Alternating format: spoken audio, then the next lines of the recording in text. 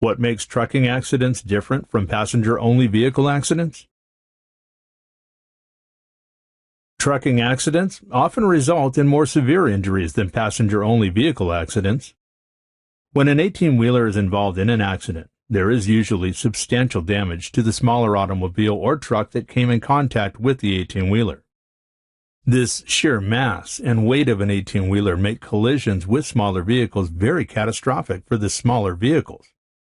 There will often be such extensive damage to the cars that interior occupancy space of the automobile is invaded because the crush damage on the car is so extensive. Do you have more questions about trucking accidents? Our firm is ready to talk. Find the insight you need by scheduling a free consultation with the experienced attorneys of the Robichaux Law Firm, LLC. You can get in touch by phone or online by visiting our website at www.robichauxlaw.com. Just click the link in the description below.